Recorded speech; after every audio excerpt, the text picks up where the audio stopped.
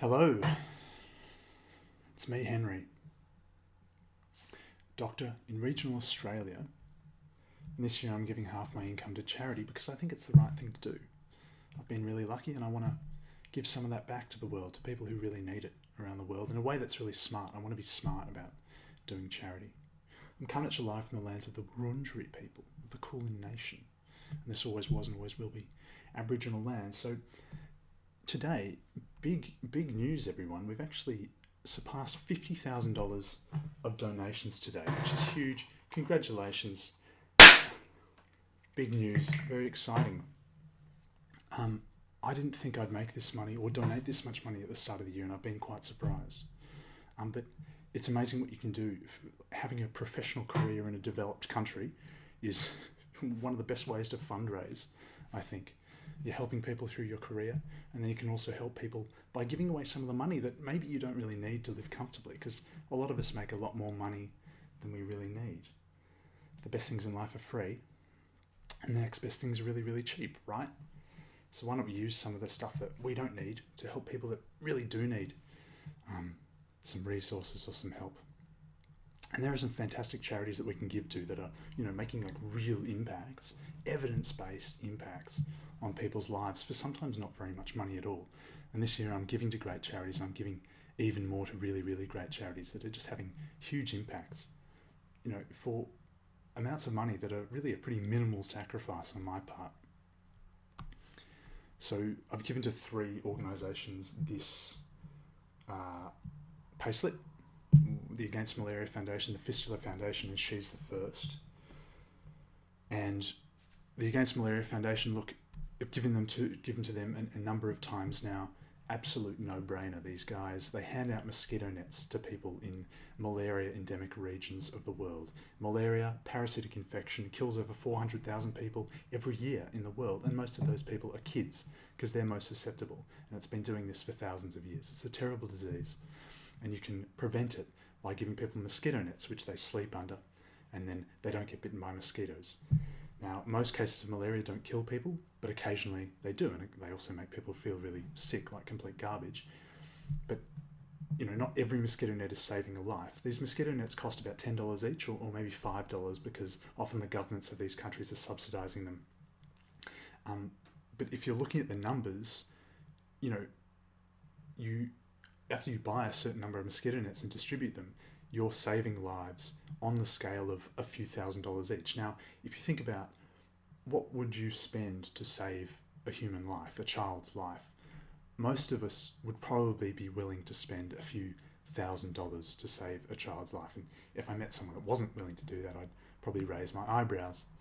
But that's a real situation that's in existence today, and that's a choice that we all have every day. And I really think that it puts things in perspective. I think probably every day we should be going out into the world and thinking, whenever we spend money on a coffee or going out to a restaurant or going out for drinks or going on a holiday, we really should think, would this money be better spent going to mosquito nets? And that's not always true.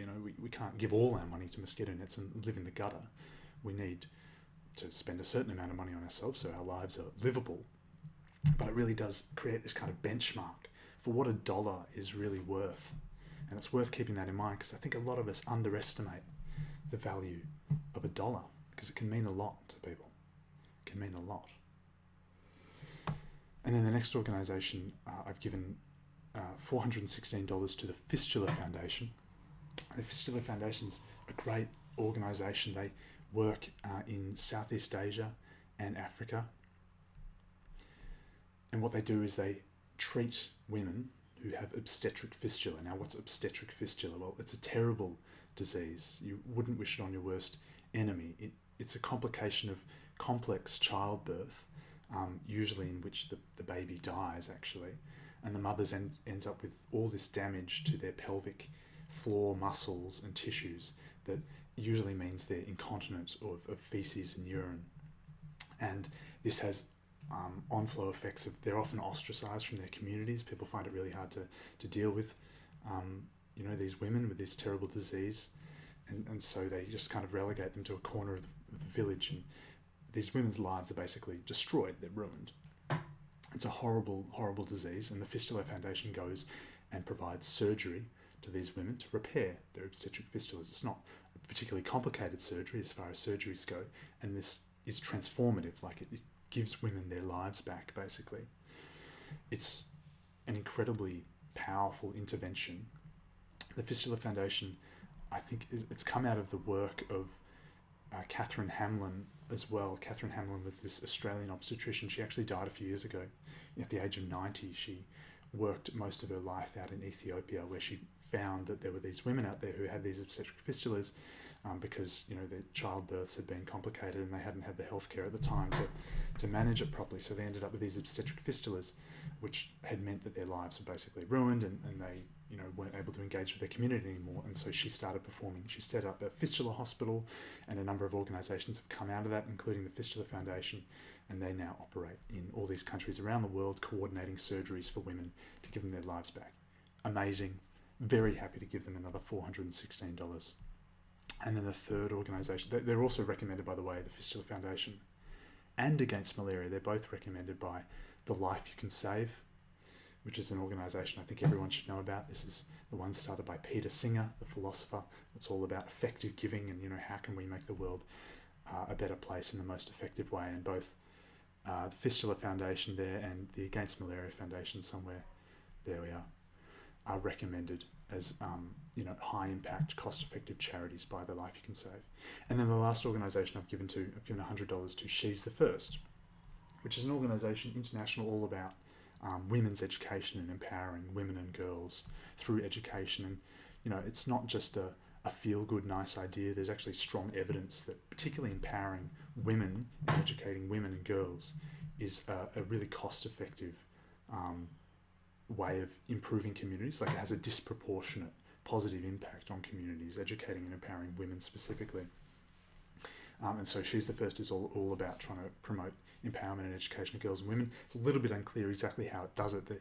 I spent quite a bit of time reading about their work, and they kind of seem to have a coordination role and a funding role for like a whole lot of hundreds of other community-based, like grassroots women's empowerment organisations, and it's a little bit hard to figure out exactly what they're doing concretely. And of course, because of that, it's very hard to assess exactly what impact they're having. But just because an impact is difficult to measure doesn't mean it's not, really, really significant anyway.